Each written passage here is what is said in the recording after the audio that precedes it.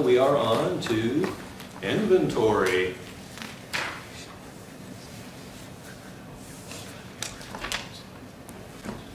So this whole unit is over working capital management, and we know that's working capital's current assets minus current liabilities, and we know that current assets include inventory. So if we finish this discussion and we hadn't discussed inventory, we would not be doing a thorough discussion. So that's why we're going to talk about inventory.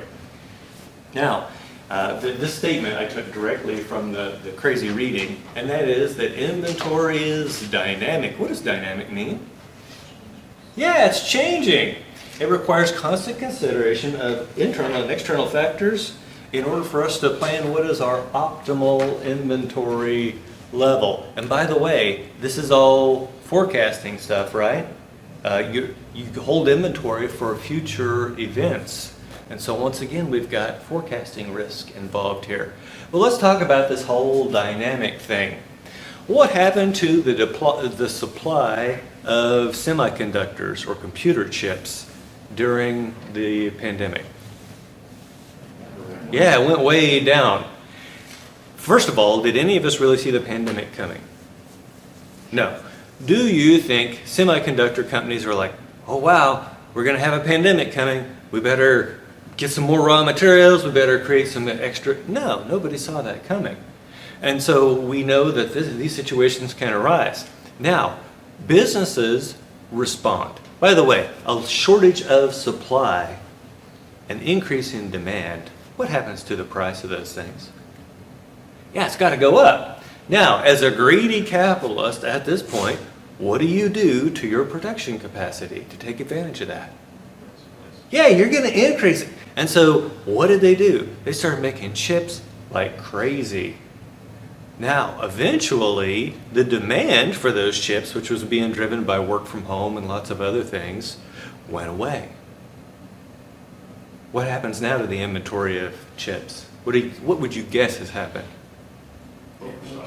Yeah, they've got way too much. And what's that doing to the price of chips? Yeah, they're going down.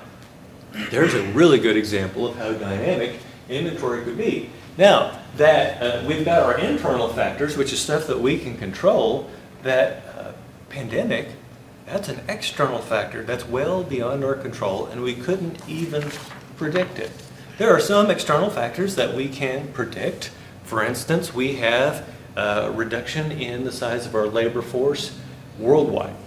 If you just add all the labor forces, China's decreasing, Japan's decreasing, the US is decreasing, Europe is decreasing, even worse, Korea, all those countries. And that's an external factor, but it's something we can predict. And then there's these crazy things that just come out of nowhere, like the pandemic or Russia's invasion of Ukraine. Okay, questions so far? Yeah. So after the pandemic, has there been like a lot of shift? Have a lot of companies decided to hold more inventory, or has it kind of changed? Okay, so this is a good question. He's asking, has the pandemic changed how people view their inventory? And even outside of things like semiconductors, the answer is absolutely yes.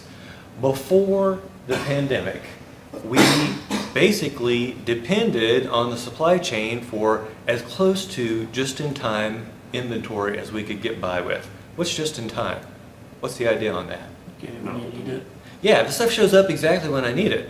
And as long as you have reliable, robust supply chains, you can do that.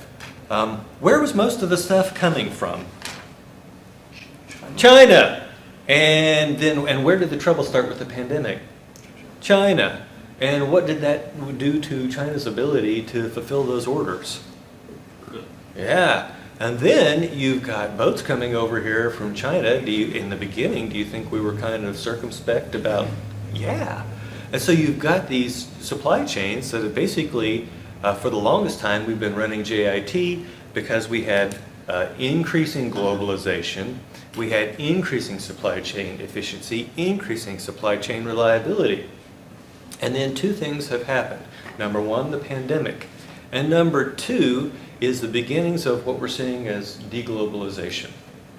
And so you've started to see United States and China putting tariffs and export bans on various things.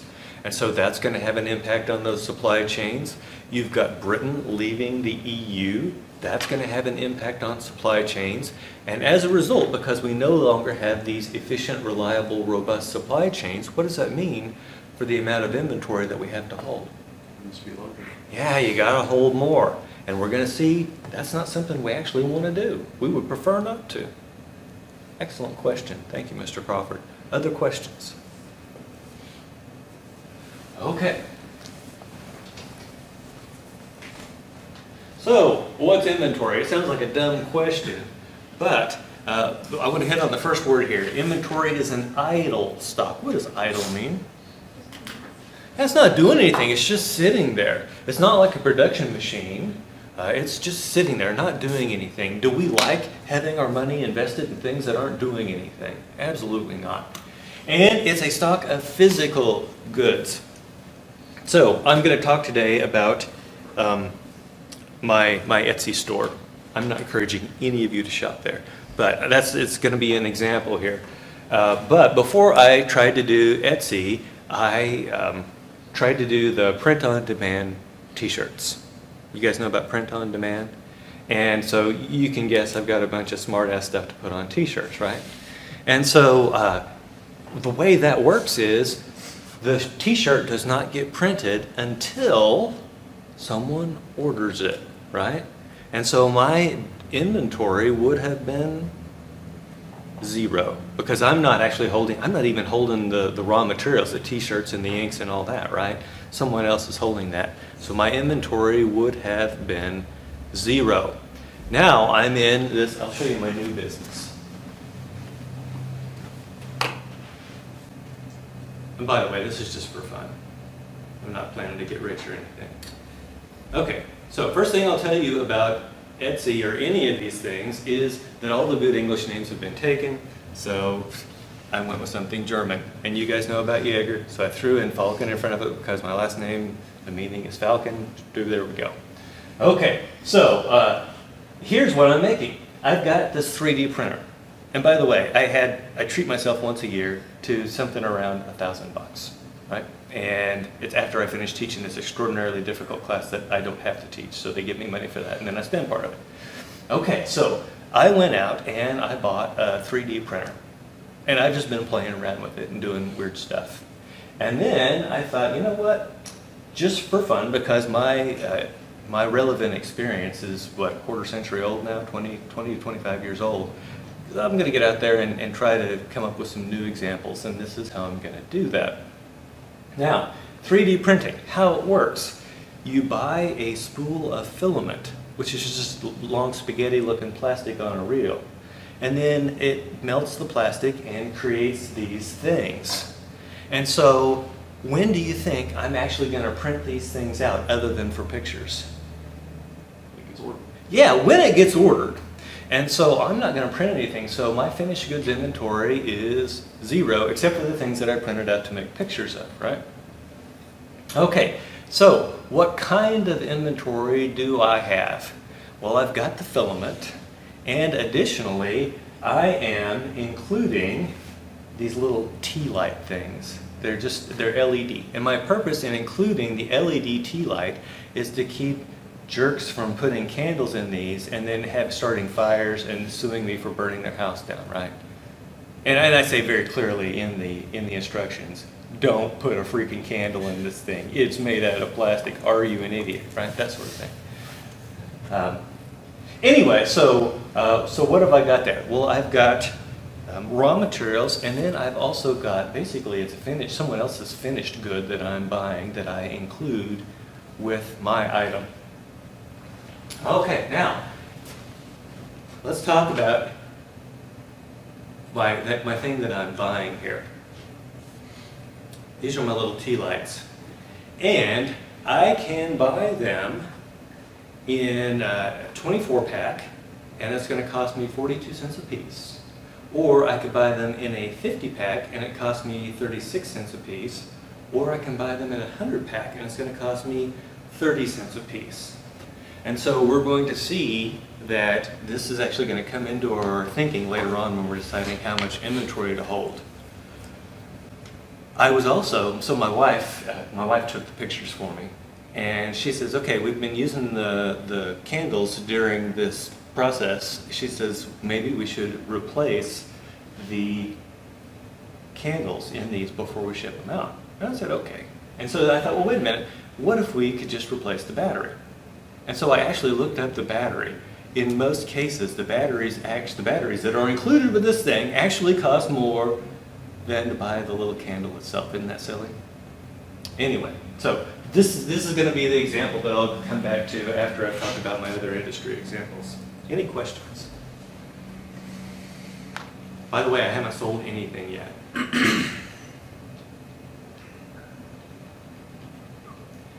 Okay, so held in various forms, awaiting packing. Well, that would be your finished goods inventory, right? The stuff awaiting packing.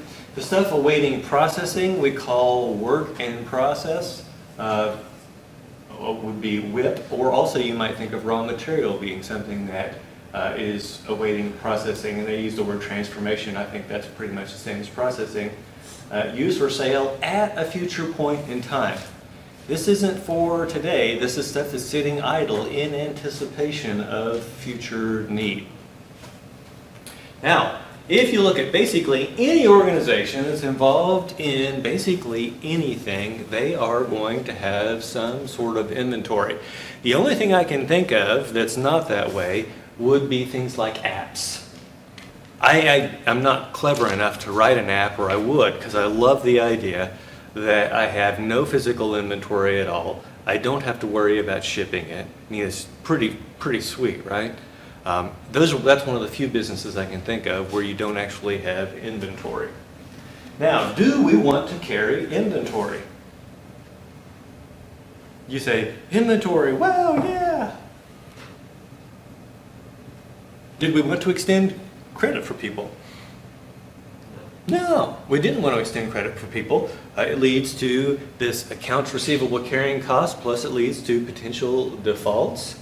Accounts receivable is a current asset. It has a carrying cost. Do you think maybe inventory has a carrying cost to it too? Of course it does.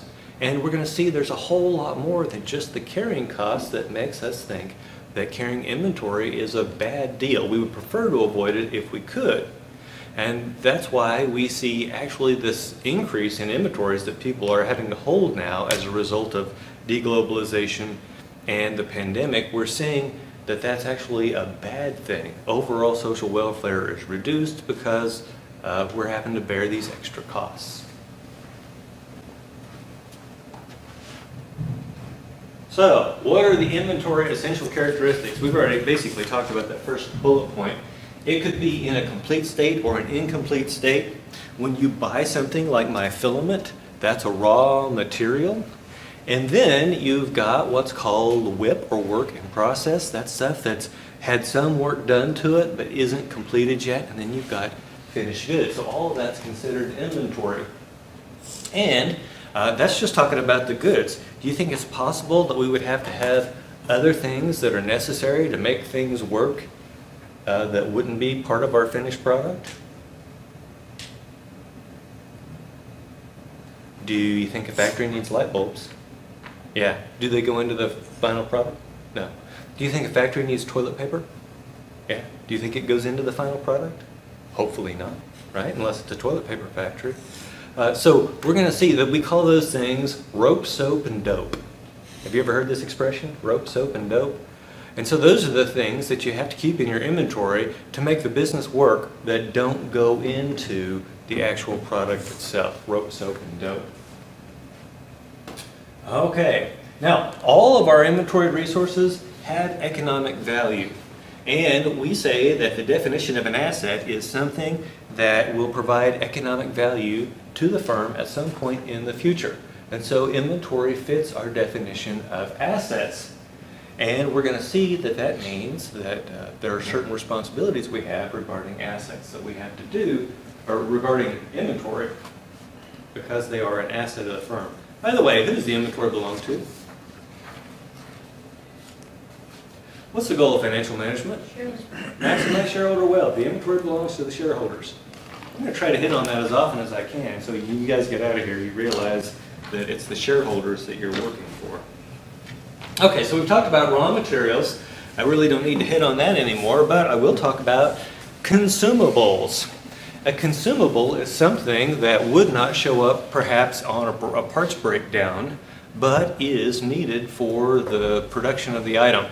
So I used to work in a factory where we made truck suspensions, and our raw materials were steel, and we would get these big steel sheets in, and we would cut them into shapes, and then we would bend them, and then we would weld them together. And in that process, there were two consumables that we used. Number one were the nozzles for the plasma cutters. Plasma is where you strip the electrons off of atoms and then you shoot them at high speed at something, and it basically blows apart the various basis of matter. It turns it from a solid into something else, and then just momentarily, so it breaks apart. And so these plasma cutters have these brass nozzles. Well, given what you're shooting through them, they erode, and they don't last forever, so you have to keep changing them out. Therefore, in our process, those nozzles were consumables. They were consumed in the process, but they were not a part listed on the finished product. We also had welding wire. We used metal inert gas welding. So we had helium, we had argon, I think. It's been so long I've forgotten. But basically we had these gases that had to be used while we were doing the welding. Those gases were consumables. And then you could argue that the welding wire was a raw material, but it didn't actually show up on the bill of materials, so we considered it to be a consumable as well. So those are consumables, different than raw materials. And then we have WIP. WIP, if you walk into a factory and you look around the floor, usually stuff sitting at the different workstations, that stuff hasn't been completed, and it's requiring additional work before it's completed. That's WIP. And then of course we've got finished goods. And you may find those finished goods at these three places. Number one, at the plant, awaiting to be shipped out. Now you guys in the business strategy game, do you have any finished goods at your plant? You guys don't know. It's actually in the player's guide. It says straight up, no finished goods at the plant. Finished goods are held at the distribution center, right? And so that's your warehouse. That's going to be where those things are shipped out from. And so that's where we're going to see finished goods. And then finally, something else that's included in our inventory is any inventory that we have title to. What's title? Yeah, ownership. And this is where this concept of free on board comes from, or it comes into play.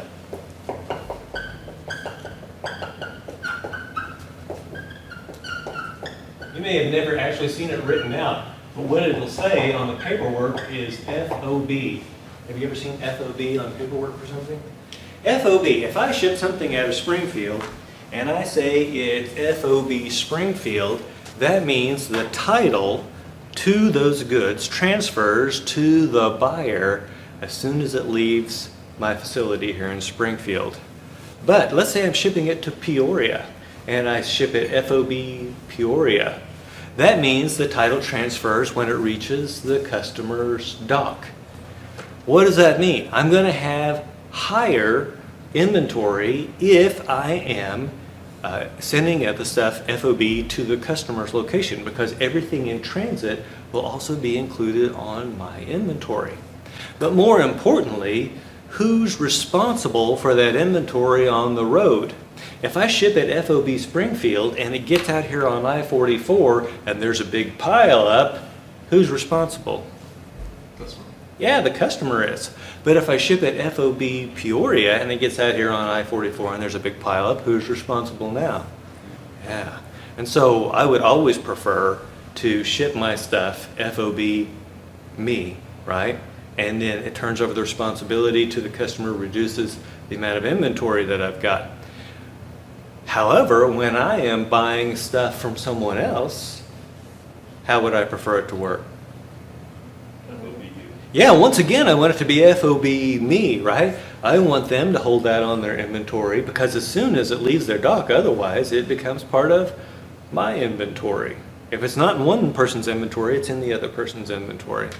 And then also, if something happens to that stuff along the way, I want them to be responsible, not me. So that's how the whole FOB thing works. And by the way, that's part of the terms everybody agrees to up front, just like the credit terms. Okay, any questions so far? Yeah. What was the name of the place you did suspensions at? It was called Hendrickson Trailer Suspension System. I'm sorry, I was gonna say, because all the items you were talking about, I think all those to a different place that does suspensions. Ah, In Nixa, called Cush Suspensions. okay. And then, the other one was, has there Kush. ever, Okay, go ahead. Sorry. the other question was, have there ever been like any deals between like a customer and supplier where they share a liability for something over in transit, or is it usually just one way or the other? So I've never heard of the shared liability thing. Usually you want a clean break. Now, we were not the only trailer suspension. There was Veritor was another one that was, but I think I've never heard of this Cush, so either they're relatively new to the game or they're relatively small. I think they're just based out of Nixa. Okay. So Hendrickson that I used to work for, they've got 5 or 6 plants, including in Canada and Europe and places like that. And so if you're following a truck down the road, I know this is not something that would have even occurred to you before, but just look at the back of the truck. A lot of times there will be a little placard on the back that says that this suspension by, and it will have the name of the company on it. And so when I drive up behind trucks, knowing that the differences I know between these companies kind of changes my following distance, because I know some of them are more reliable than others. Okay, other questions?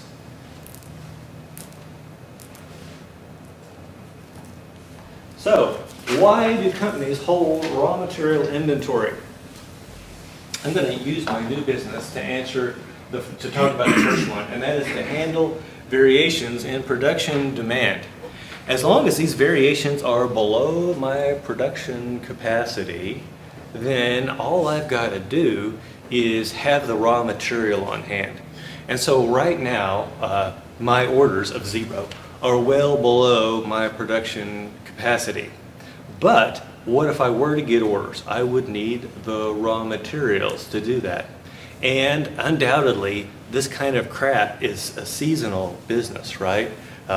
So right now, people may be looking to buy tchotchkes for their fireplace for Christmas or whatever. Are they going to be doing that in April? Probably not. And so when we're going to hit these big seasonal times, I need to have more of my filament on hand. I need to have more of those little lights on hand. Do you think maybe I would let my inventory go down during the summertime? Probably so.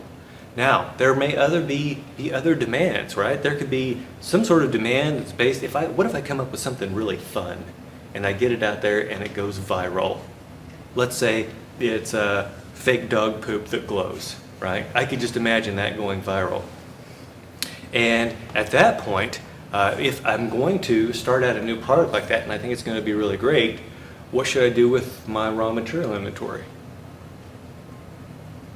Kind of boost it up, right? Does that make sense? And so the first reason would be to handle variations in production demand. And then the second one was we actually just talked about was the cyclical or seasonal demand. Think about for people that make Christmas candy. When do you think that candy actually gets made? Has to be sometime before Christmas. But do you think you could make it a year in advance? Why not? Yeah, it'll go bad. And so basically you've got this big crush period in which you have to make all this candy. Now, what does that mean you have to have plenty on hand of before you start the big crush production? Sugar, for one, right? Chocolate, all sorts of stuff that you might have to have additional stuff. And so what we're going to see is that these people will be building up their inventories through late spring, early summer, and then they're actually going to start producing this stuff. And of course, there's also Halloween candy. Hopefully they're not just making Christmas candy. And so we see these seasonal fluctuations would lead to a seasonal change in the demand for our raw materials. Then we have expected price increases and quantity discounts. Let's talk about the quantity discounts first. You remember when I was showing you the tea lights, the more that I buy of them, the cheaper they are. And so you might say, well, wait a minute, why don't you just buy the ones with the cheapest unit price? Because then I have to hold those things in inventory, and we just discussed that we don't like holding things in inventory. And so you got to balance these things out. And then there is we'll get back to number 3 here in a second. Expected price increases. It was so funny when I worked in plastics, because plastic resin, the price is fairly volatile. And the reason it's fairly volatile is because it's tied to oil price, because oil and natural gas are your raw materials for making plastics. And so when oil prices would go through the roof, we would just start waiting for the calls from our suppliers telling us that the price was going to go up. Now, during that time, it might make sense for us to start buying some of these things, because there's always a lag between oil price going up and the price of the plastic going up. It was strange, because we actually had salespeople from these plastic companies that would call us and tell us, hey, the price of that stuff is about to go up from $4 a pound to $4.50 a pound. Would you guys like to buy some before the price changes? Now, is that what the company would really have them be doing? No, wouldn't the company rather wait? Now, this is another example of people being scumbags. Why was the salesperson pushing us to go ahead and buy a bunch of this stuff? Yeah, commission, right? Now, they would have actually been better off to have waited and let us take the price increase, because then they would be getting the same percentage of a higher amount of money. But by telling us that we needed to build up our inventory, they were able to get the money sooner. And so it might be perfectly rational they have to have a heck of a discount rate, but it might be perfectly rational that they would rather take the cut on $4 than $4.50 a pound. Okay, what about economies of scale in procurement? Do you think it costs us to place an order? So my crazy little store, if you buy one item from me, the shipping is $4.99. If you buy 2 items from me, the shipping is $4.99.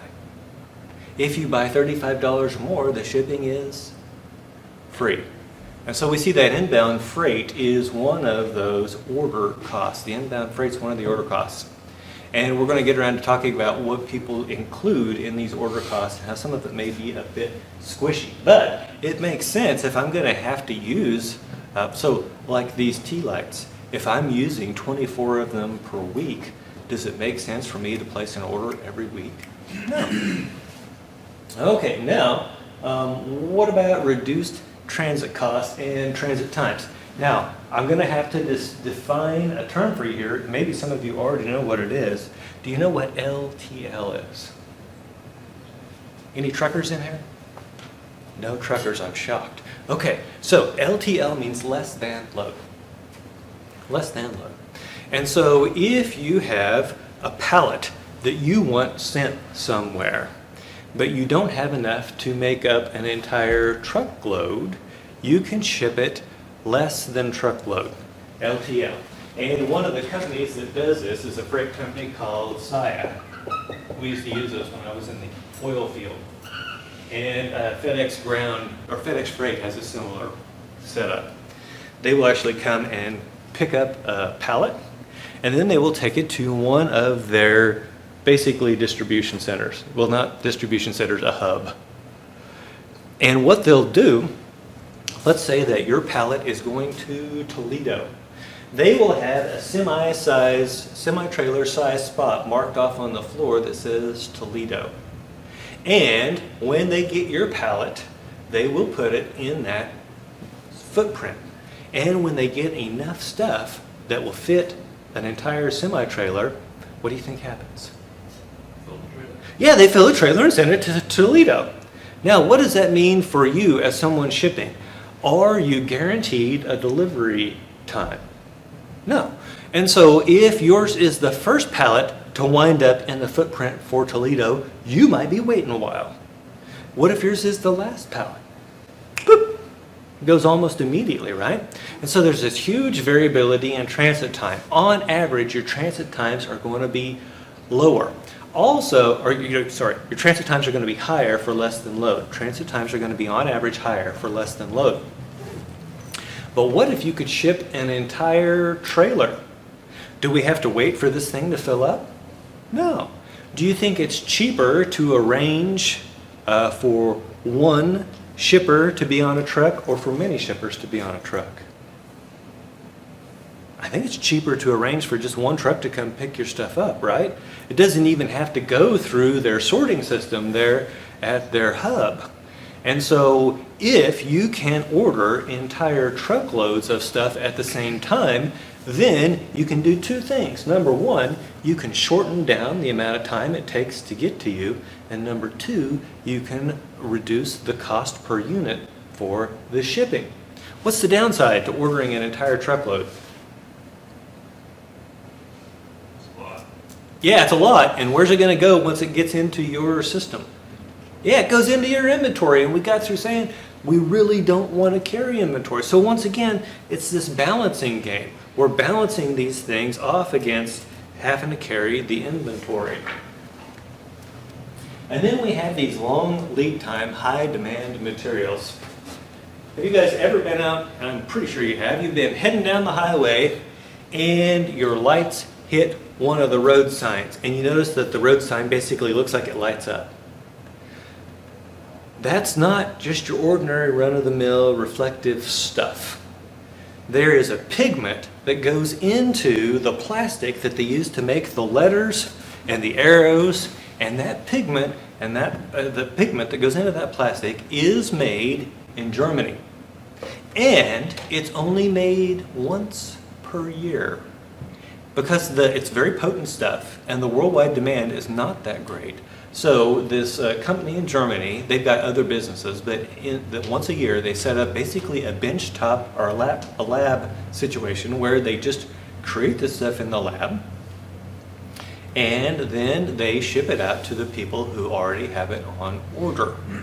Now, what does that mean?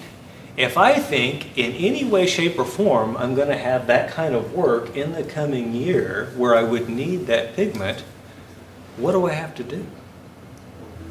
Yeah, I've got to order it early and I've got to keep it in my inventory. And so this stuff we might be expecting to keep in the inventory for a year before we would even use it. By the way, it doesn't go bad. Here's the other thing you need to know.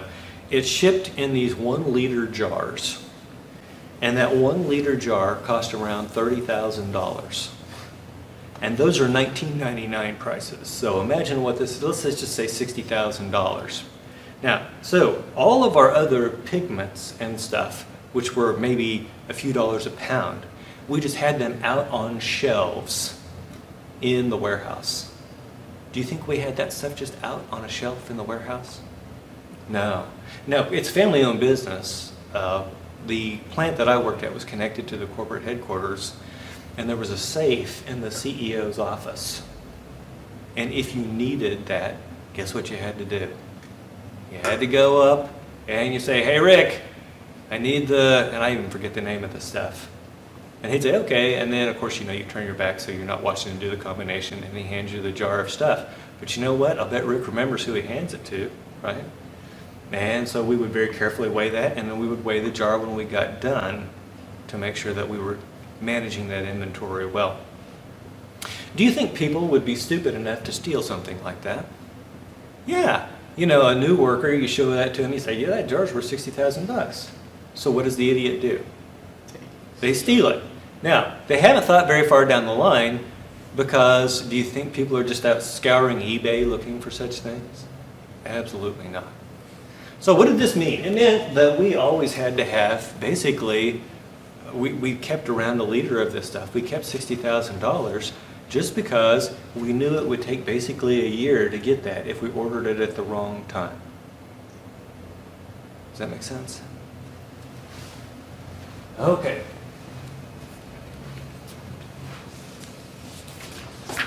So let's talk about when we hold finished goods inventories.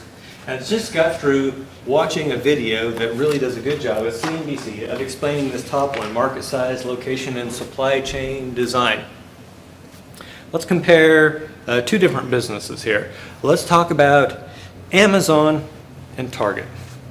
Both of them have online fulfillment. Amazon is huge, and the demand for them, by the way, what percentage of the online sales market do you think that they have? It's huge. It's what? 40. Yeah, it's real close. It's like 37.8%. What percentage do you think Target has? 2.8%. Damn, you're on fire.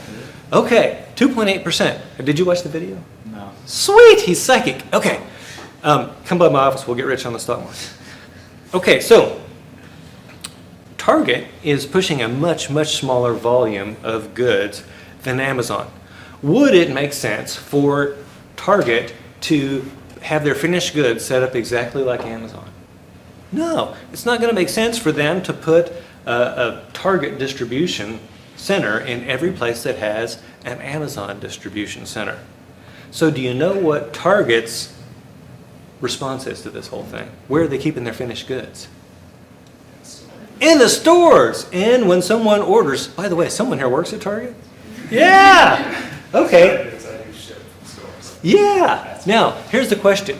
When you ship from store, where does it go? Does it go directly to the customer? It goes to FedEx, and then it goes to the customer. Okay, so it goes to FedEx, it goes to the customer. So the thing that I was watching, they actually, in some parts of the country, because it turns out that the answer to number one is two different things for Target depending on the part of the country. Minnesota is where Target's from. Do you think Target's big in Minnesota? Yeah. And so in Minnesota, a lot of times what's happening is the stuff from the stores is not going directly to the customer unless they're just like really close. A lot of times it's actually going to like a mini distribution center where then it gets put together with the stuff that came off the shelves from the other stores, and then from there it gets sent out. And they said this is somehow a cost savings for them. But do you see that the fact that their market size is different, the fact that they have different locations, they're shipping to different locations perhaps, and then most importantly, the supply chain design is different. And so they are handling these things in different ways. So therefore, the amount and location of finished goods that they're holding is different. Now, let's talk about build to stock versus build to order. When you go to buy a car, and you see all those cars on the lot, those were all built to stock. There wasn't a customer that ordered that particular vehicle, right? That's build to stock. Now, what's the problem with build to stock? When you go to look at a car lot to buy a new car, do you think they always have exactly what you want? No. And so you end up having to make a compromise. And that's why I never buy a new car. I haven't since 1995. Buy a new car off of the lot. I always order them. I'm a patient man. I'm willing to wait. Build to order, they're going to build it exactly as I want it. Now, which do you think creates more inventory, build to stock or build to order? Yeah, build to stock has to, right? You've got that stuff in inventory. I am a manufacturer's dream from an inventory perspective, because all they have to do is finish that car off and then they send it on its merry way toward me, as opposed to sitting on a lot for 30, 60, 90 days. And so build to stock, of course, is going to lead to higher inventories. When I was in the oil field, I was creating these safety valves that go down in the oil well. They're called subsurface safety valves. And most of them were custom jobs. And so, of course, those were all build to order. But we had one, the 78 double lot 417. And you can tell it was important to me, or I wouldn't remember it after 25 years, right? 78 double lot 417 was something that we sold a lot of. And so if we had a reduction in our custom orders, and we thought it was just temporary to keep my guys busy. What would we do? We built some 78 double-aught 417s and put them on the shelf. As a result, what did that do to my inventory? My inventory went up. So in this point, what am I trading off? I'm trading off production efficiency and inventory. I want to keep my guys busy. By the way, do you think it's important more than just for money reasons to keep your people busy? What do people do when they're not kept busy? Nothing good. Nothing good. I'm not kidding. So the old expression, is your grandma probably said it, idle hands are the devil's workshop. And you may not believe in the devil, but if you've ever seen idle hands in the workshop, you start to believe, right? Because of the games these people do, and some of it's unsafe. Okay, so if I'm building a stock, I'm going to have a higher inventory. And then what about marketing campaigns? So I'm going to ask our target guy, do you guys ever get extra stuff in anticipation of a sale? Yeah. And so right now, you guys are probably stocking up in anticipation of Christmas, which is going to start, what, Black Friday, really big? You guys are probably already, you've already got Valentine's crap. That's just sad. That's just so sad. Yeah. Okay, back to the story. So, in anticipation of these marketing campaigns, they're building up. Do you think manufacturers do the same thing? Yeah, the people that are building the stock that's now showing up at Target, they built that up a couple of months ago probably in anticipation of this Black Friday marketing campaign. And so if you're heading into a marketing campaign, you definitely want more inventory, because what really pisses people off? When they go on Black Friday to get the $500 75-inch television and, yeah, not there. Okay, now local taxes and other government rules. So it may be more tax efficient to hold your inventory in one place versus another. If you've got a locality that taxes you based on your inventory versus one just across the state line that doesn't, wouldn't it make sense to have your warehouse, your finished goods warehouse, out of state? It might. And let's talk about local laws. Here's one of my favorite. In New Jersey, it's only legal to ship or to sell liquor online if the liquor ships from New Jersey. So it has to ship from a warehouse in New Jersey. Now imagine that the states around New Jersey do not have similar laws. Where would every liquor company choose to put their warehouse? New Jersey. Does that make sense? And so these laws and taxes can impact where we hold our finished goods. Let's talk about production lead times. If people, so I would be able to make a valve in 6 weeks. If someone was going to need one faster than that, the only way that I could get it to them is if I had it in stock. And so those long production lead times led me to hold stock in things like the 78 double-aught 417, because that allowed me to pick up those sales for people whose demand time was less than my production lead time. And so the longer it takes you to make something, the more inventory you're going to have to hold. Getting back to my little business, the longest print time of any of my products is around 3 hours. I've got 1 to 3 days, according to the terms that I've put out there, I've got 1 to 3 days to fulfill the order and get it shipped. Do you think I'm going to hold any finished goods based on my production lead time? Not currently. Now, if I get to a point where my little shop is wildly successful, I may have to rethink that and make some stuff during slack time, so I'll be able to get stuff out to people within that 1 to 3 days. But for the time being, there's absolutely no reason for me to do that. And then we have speculative gains. Let's say that you're a gold mine. You're actually mining gold. What's the finished product of the gold mine? Gold, very good.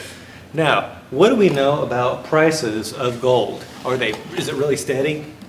Now, it fluctuates. What if you thought we were going into a period of increased prices for gold? What might you do? Yeah, you might work your people overtime, build up a little inventory, and take advantage of that new higher price when it comes out. We actually have a sort of example of this here in Springfield. Is everyone familiar with SRC? SRC is Springfield Remanufacturing Corporation, and what they do is they get engines and transmissions and rebuild them, mostly for agricultural equipment, but for some other stuff too.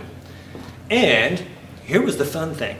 These transmissions from this one particular piece of ag equipment, people didn't realize that if they turned it in, they could get a lot of money from it from what's called a core charge. Do you know what's a core charge, Mr. Crawford? It's like if you're gonna fix an alternator on your vehicle, you buy the new one and they'll give you money back. You bring the old one in so they can repair it. Yeah. And so basically, these farmers, instead of getting that core charge, that money back for the old broken transmission, they were basically just selling them for scrap. And so SRC, of course, that meant they had higher demand for these rebuilt transmissions than they had the transmissions to rebuild. And so they thought, well, hey, let's start calling around to junkyards and to see if anyone was stupid enough to send these things to junkyards. And sure enough, they started finding these transmissions in junkyards. And let's say that the core charge on the darn thing was $5,000. They could turn around and buy that same transmission out of the junkyard for $1,000. Now, we haven't yet got into the speculative gain thing, but what they figured out is they're really good at scouring junkyards and finding undervalued stuff. And so they actually started an entirely new business of scouring junkyards, buying stuff, and then holding it, waiting for the price to go up. So they actually buy scrap aluminum, scrap all sorts of stuff, and hold on to it in anticipation of the price going up. Now, as a believer in efficient markets, do I think that's even possible? I mean, you might win one week and lose the next, right? But on average, there's no way to do that. Apparently, however, SRC knows how to do this, and so they're actually buying this stuff and holding it. By the way, if we say speculative, is it a sure thing? No. Do you think SRC's ever lost money on one of these deals? Probably, right? Do you think the gold mine that built up extra inventory might have? Yeah. So if you think back to COVID, what did we assume was going to happen to the world economy? Yeah, we expected everything just to go to crap, right? And so in such a situation, you might think, gold price is going to go way up. So what do? You put a bunch of gold in inventory, and then, things aren't so bad.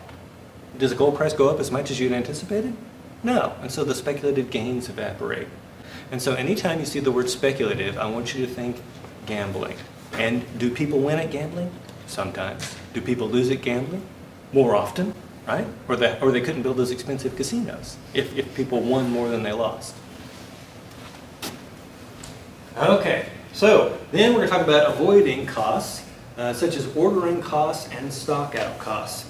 Now let's talk about ordering costs. We discussed the inbound freight. People will also talk about the cost of issuing an order in procurement. And we had some stupid number like it cost $200 for every order that we placed. And here's how they came up with that order. They took the annual cost of our procurement department and they divided it by the number of orders. And so then they're saying, well, hey, orders cost $200 a piece. You guys need to make bigger orders. Now, what is that going to do to my cost per order if we don't fire any of the procurement people? All it's going to do is drive my cost per order up. You're not helping anything by doing that unless you lay off a procurement person. And so what kinds of ordering costs are there that actually do matter and do exist? We'll talk about the inbound freight's the big one, right? The inbound freight is an ordering cost. A lot of times you can get twice the amount for the same freight. Okay, so that's why we might go ahead and order. By the way, finished goods come from two places. I've been talking a lot about making stuff, but what else? stuff that you. Yeah, stuff that you buy. So the stuff on the shelf at Target, does Target make that? No, of course not. And so we're also here talking about building up a finished goods inventory of stuff that you buy. Whoa, don't do that. Wake up. Okay, so too much inventory can be a sign of problems. First of all, could be supplier inefficiency or unreliability. The valves that I made had a single piston in them, and that piston had a piston rod. So it's just a long, thin rod. And this long, thin rod was made out of Inconel 718. Inconel 718 is a metal that is used in jet engines. So it's a very expensive, high nickel alloy. Now, here's the fun thing. These things had to be spray welded on the outside, and as you could guess, spray welding heats this thing up. So in order to get the properties back where they needed to be, we had to heat treat them. And when you heat stuff up, sometimes it has a tendency to bend. And so basically what we were doing was we were trying to make these things in-house, and we would end up with, we would take 12 of them out of the oven, and 10 of them would look like French fries. And so then, so that was a big cost for us.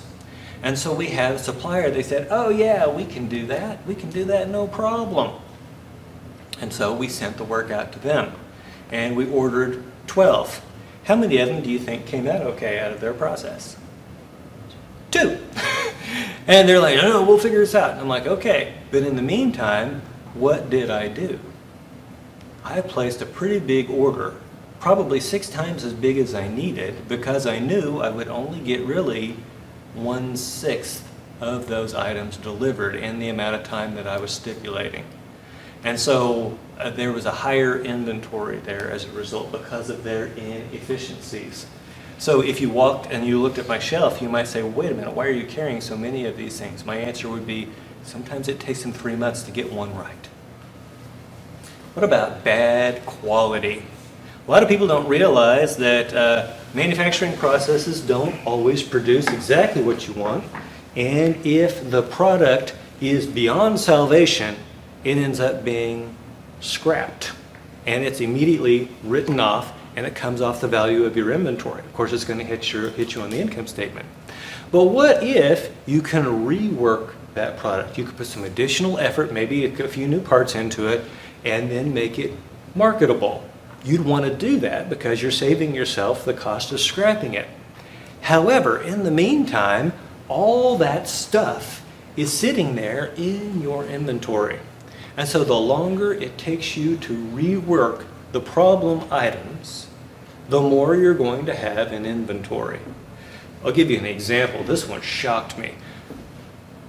If you were to picture in your head a Japanese car factory and ask yourself what percentage of the cars coming off the line do you think didn't pass the final quality inspection and ended up in the rework area? What percentage is in your mind right now, knowing the Japanese? 12%. Any other guesses? What'd you say? 80. Once again, you're close. you're not close. But my point is this: there was like 37% of the vehicles coming off the line had something wrong with them that needed to be fixed. And so there was this, actually, it was indoors, it was right there in the factory, but at the end of the line, if it didn't pass quality inspection, you take it right over there and park it in the awaiting a rework parking lot. Well, guess what? Everything in that awaiting a rework parking lot has raw materials in it, it has parts in it, it has labor in it. All that value is sitting there, and it's in your inventory. Now, some of the rework was easier than others, and it was funny. One of the problems is that the trunk lid wouldn't fit just perfectly. If you've ever worked with metal, it's really hard to get it to bend exactly the way you want it to. And so getting doors and hoods and trunk lids to fit can be a bit of a problem. But here was the fun thing. You would think that being a Japanese car company, that if there was a problem in such an area, they would have some sort of high-tech way with which to deal with this. Not true. They had a former football player that would stand there and grab the trunk lid and spring it until it fit. That was the rework for that car. Isn't that crazy? I would have expected like robots and crap. Okay, so the more stuff you've got away in rework, the higher your inventory is going to be. And so you might have also had increased inventory and production due to rejects. Every time that Apple comes up with a new iPhone, they order the displays. By the way, do you think Apple makes the displays for the iPhone? Do you think Apple even makes the iPhone? No, Apple farms all that stuff out. But they work with all the suppliers, and in the beginning, they order twice as many display screens as they think they're going to need. Any idea why? They break, or it's the yield process. Only about half of the displays that come out in the very beginning are usable. Now, sometimes people will actually try to track the demand for iPhones by tracking Apple's orders to display providers. And that's a stupid idea, and here's why. What do you think happens over the course of production? As they produce more and more of these screens, what do you think happens to that yield rate? Do you think they try to solve problems? I would hope so, right? In fact, if you get into any line of business, you should always be looking for continuous improvement. And 50% yield is not acceptable. And so the supplier works on that, and then as a result, even if Apple is demanding or has the same demand for their iPhones, what happens to their orders for screens? Starts to fall because they're getting a higher yield. Does that make sense? Okay, so if we see people producing too much and having too much in inventory, it may be because they've got a low yield rate. Next time, we're going to start and talk about production delays. I hope to finish inventory next time, and then that will give us the ability to have a review session. Questions? Okay, have a good Thanksgiving. Be careful.